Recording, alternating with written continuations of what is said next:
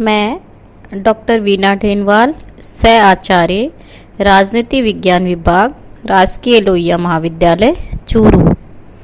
आज हम शुरू करने जा रहे हैं बीए पार्ट सेकेंड ईयर का फर्स्ट पेपर। में आज हम शुरू कर रहे हैं सम्राट और राजमुकुट। हम देखते हैं कि जो सम्राट है वो कार्यपालिका का औपचारिक प्रधान होता है। ब्रिटेन में संसदीय शासन व्यवस्था है और संसदीय शासन व्यवस्था की ये विशेषता होती है कि इसमें कार्यपालिका के दो प्रधान होते हैं, औपचारिक प्रधान और वास्तविक प्रधान। देश की शासन सत्ता कार्यपालिका के वास्तविक प्रधान के हाथों में होती है, किंतु वास्तविक प्रधान राज्य का अध्यक्ष नहीं होता।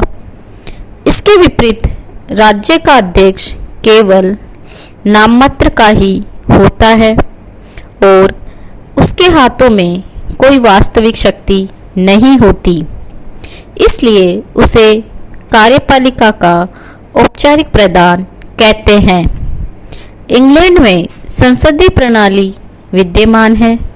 सम्राट ब्रिटिश कार्यपालिका का औपचारिक प्रधान है, किंतु उसके पास वास्तविक शक्तियां नहीं है।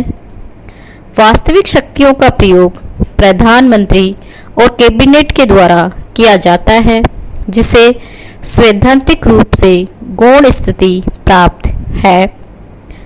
हम देखते हैं कि ब्रिटेन में जो सम्राट है और राजमुकुट, उसमें क्या भेद है, या सामान्य भाषा में हम कहते हैं कि जो सम्राट है उसके सिर पर जो ताज धारण किया जाता है उसको हम राजमुकुट कहते हैं। लेकिन यहाँ राजमुकुट का मतलब सम्राट जो सिर पर ताज धारण करता है उससे नहीं है।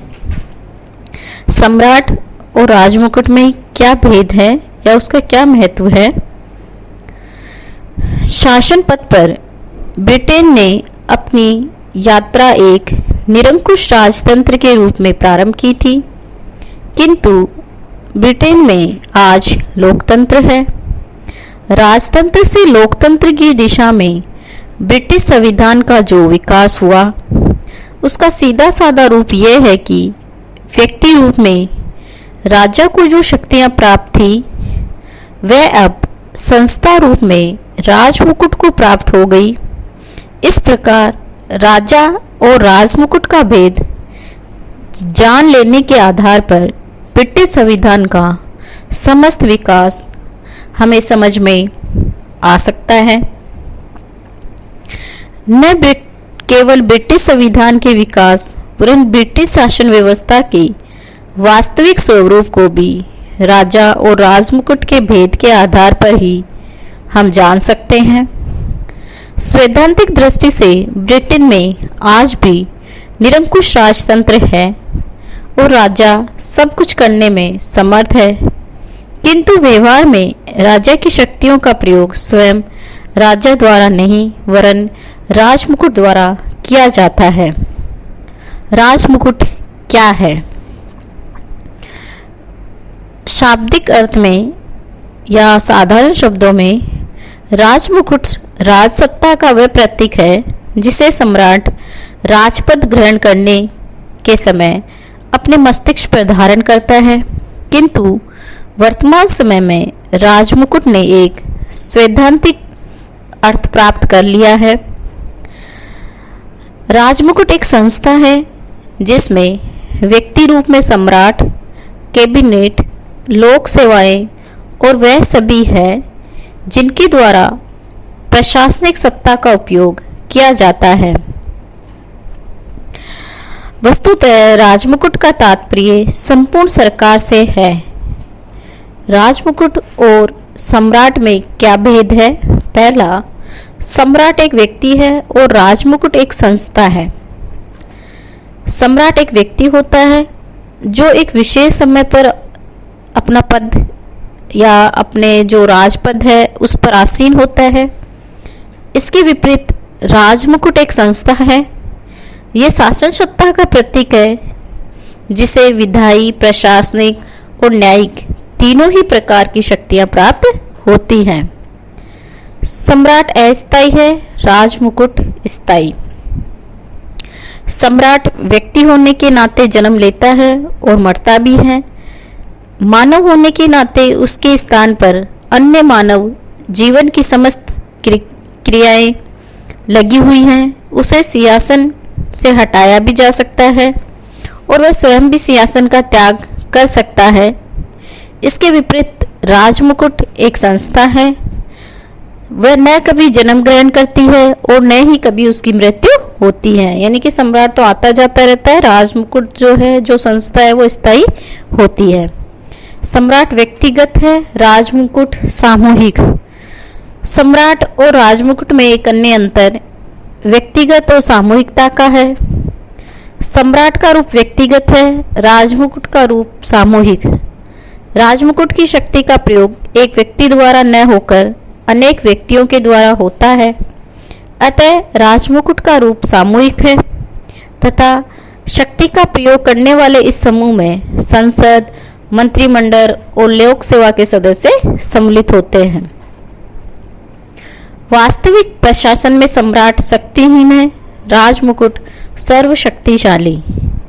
सम्राट वास्तविक प्रशासन में सर्वशक्तिशाली था, किंतु प्रजातंत्र की दिशा में संवैधानिक विकास के साथ साथ सम्राट की शक्तियों का ह्रास होने लगा और सम्राट के हाथों से शासन की शक्ति निकलकर मंत्रिमंडल तथा संसद को प्राप्त होने लगी।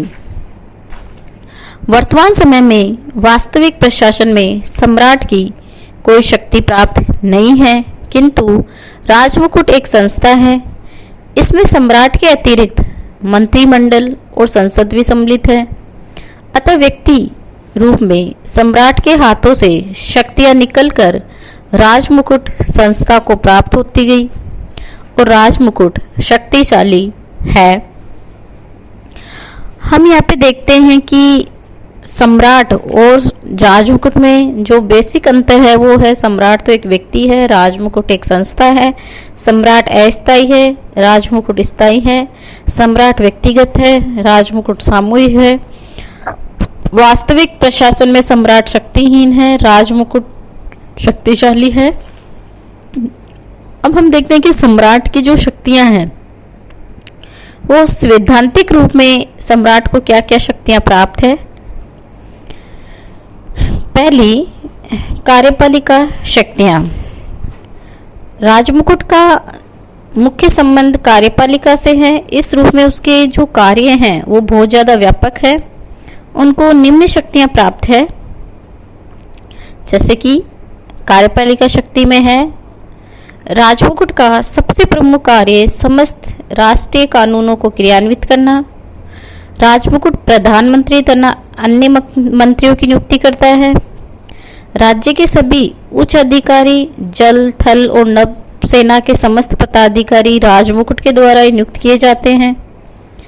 ग्रेट ब्रिटेन के अन्य देशों के साथ संबंध, औपनिवेशिक राज्य तथा अधीनस्थ प्रदेशों का शासन आदि कार्य राजमुकुट के द्वारा ही निर्धारित किए जाते हैं।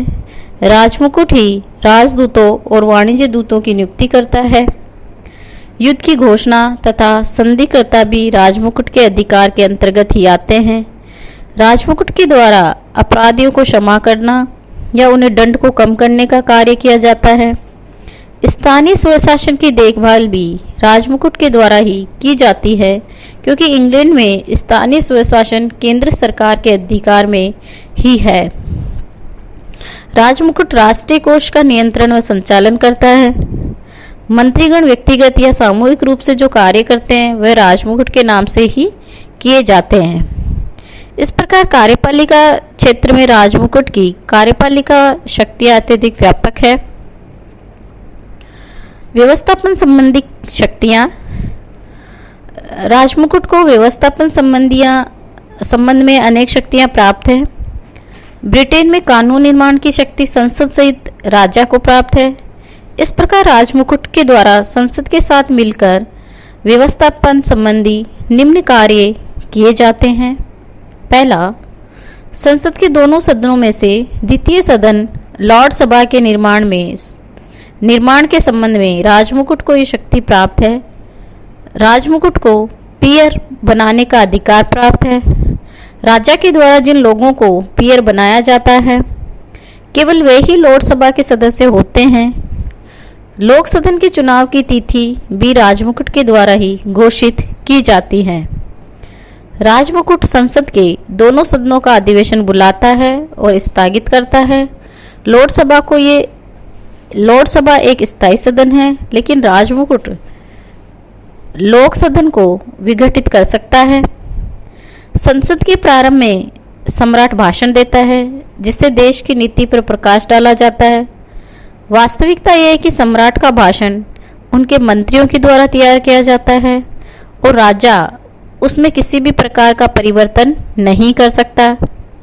कोई विधेयक उस समय तक कानून का रूप नहीं ले सकता जब तक कि उस पर सम्राट के हस्ताक्षर न हो। राजमुकुट को अधिराज्यों के संबंध में घोषणाएं और अध्यादेश जारी करने का अधिकार है। पिछले कुछ वर्षों से राजमुकुट को व्यवस्थापन के क्षेत्र में एक और शक्ति प्राप्त हो गई है और वह है सपरिषद आदेश जारी करने की शक्ति।